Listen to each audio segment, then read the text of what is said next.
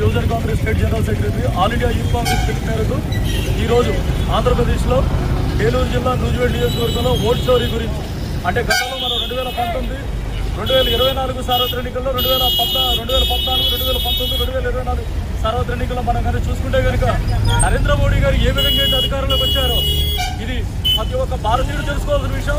మన రీసెంట్గా రాహుల్ గాంధీ గారు ఓటు దొంగతనం జరిగిందన్నది మన బెంగళూరు నియోజకవర్గంలో ఒక చిన్న ఇల్లు, అంటే ఆ ఇంట్లో 4 పట్టే ఇంట్లో 80 మంది ఓటర్లు క్రియేట్ చేశారు. అదేవిధంగా 100 ఏళ్ళు పై దాటిన కూడా చనిపోయారని చెప్పి వాళ్ళ ఓట్లని తీసుకొచ్చి ఆ ఓట్లతో గద్దెనెక్కిన నరేంద్ర మోడీ ఇవాళ ఏ నరేంద్ర మోడీ గారికి అధికారాలు ఉంటే ఇలాగే దొంగ ఓట్లతో ఆయన అధికారంలోకి ఏ విధంగా రావాలన్నది ఒక ఎలక్షన్ కమిషన్, ఆర్ఎస్ఎస్ భావజాలంగా ఈ 2 పార్టీలు ఎన్డీఏ కూటమికి ఎవరైతే మద్దతులో ఉన్నారో వీళ్ళందరూ కలిసి ఎలక్షన్ ఈసీ కూడా వాళ్ళకి ఒక ఏజెంట్ లాగా మారింది తప్ప ఇవాళ భారత రాజ్యాంగం మనం తీసుకొచ్చింది ప్రతి ఒక్కళ్ళు ప్రశాంతంగా ఓటు హక్కును వినియోగించుకోవాలి.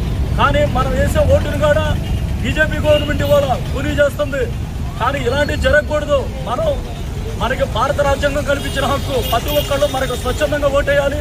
మనకు కావాల్సిన వాళ్ళని ఒక లీడర్గా ఎన్నుకోవడానికి మనకు ఓటు హక్కు కల్పిస్తే దాన్ని భంగం చేసే విధంగా ఇవాళ ఎన్డీఏ గవర్నమెంట్ ఉంది. మేము అనేదల్లా ఒకటి ప్రశాంతమైన ఓటు హక్కు కల్పించాలని మనస్ఫూర్తిగా కోరుతున్నాం.